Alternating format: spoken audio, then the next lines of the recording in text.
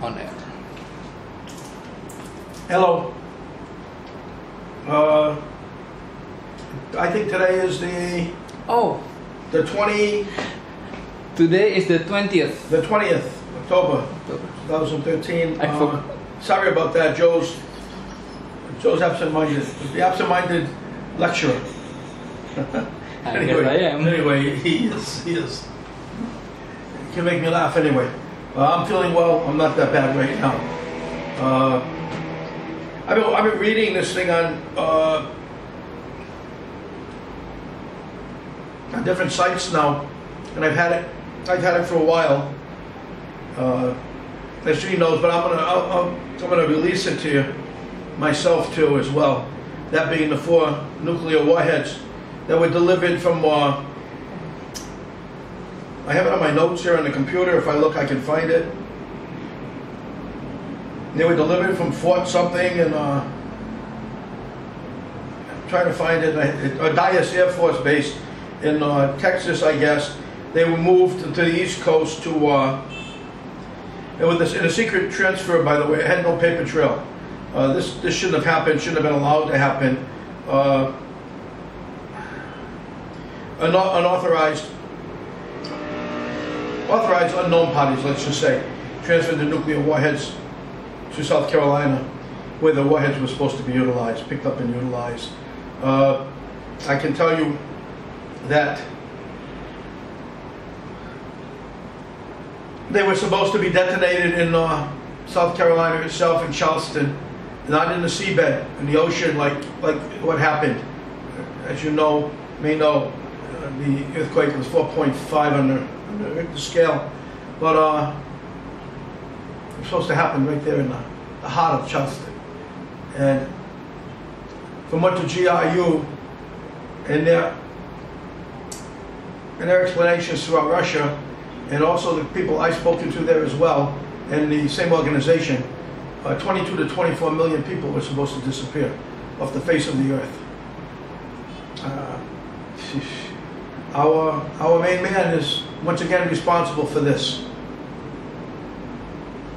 He's not our man, I don't think. He's not anybody's man, except for maybe George Soros and the Rothschilds and so on. But there's a bunker in the White House. They built a bunker in the White House so that if anything happens, they can go hide in that bunker. Well, that's where they went before this happened. They thought when they would come out of the bunker, everything would be a mess, there would be chaos, there would be, all kinds of crap going on, and they were going to declare it a terrorist movement, a terrorist attack, and they're going to declare martial law, and then after that, guess who becomes dictator? That was the game. The Pentagon once again wouldn't let them move. The Pentagon stifled them. They wouldn't allow that to happen in our country, to our own. They wouldn't do it to their own people. The 4 generals, I have the names on my notes here. There was unprecedented outings of these generals, by the way. Two military nuclear commanders, the top 2, U.S. Navy Vice Admiral Tim Giardina and U.S. Air Force Major General Michael Carey. And 2 of the U.S. Marines top officers, Major General Charles M. Gaganis and Major General Greg A. Sturtevant. Admiral Giardina and General Carey, the report says, were ousted by Obama due to their being the officers responsible for leaking the information about this impending nuclear attack on Charleston to Generals Gaganis and Sturtevant, who in turn began leaking this information to various global intelligence sources, including France's highly respected the Defensa ORG organization.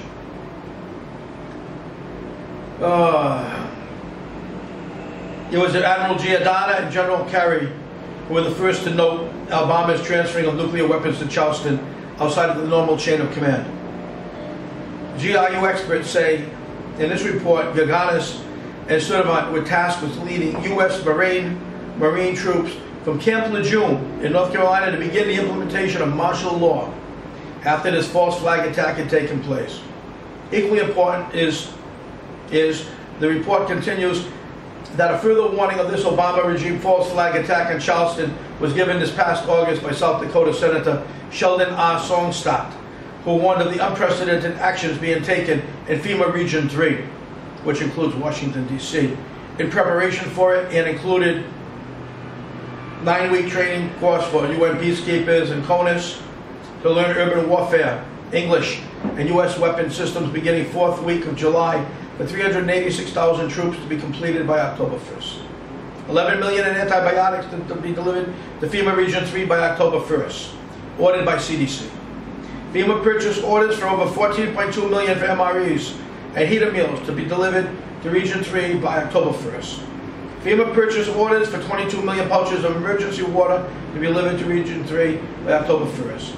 FEMA purchased orders for 13.6 million for MREs and heater meals to be delivered to Austin by October 1st. 2,800 MRAPS must be delivered to DHS by October 1st.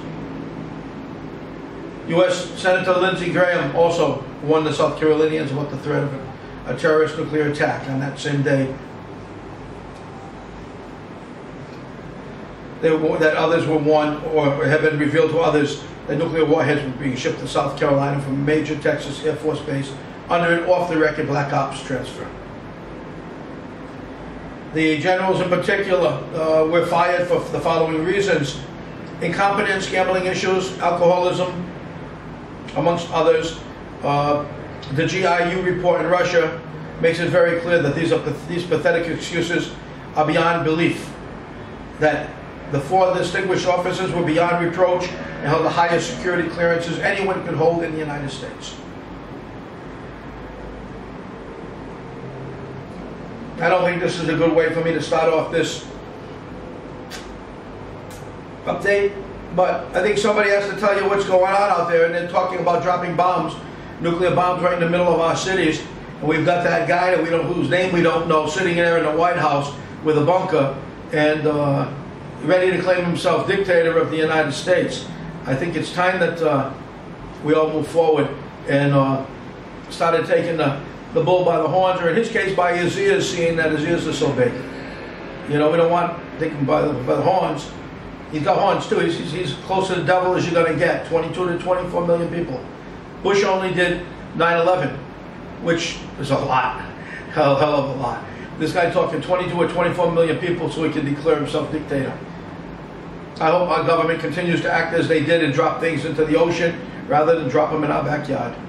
It's our mothers, our fathers, and our families, and our children that we're talking about being killed. We can't allow it. So we have to find a way to rid him of his headaches and relieve him of his office. That's what I feel. I might be wrong. You might disagree with me, but that's a mess.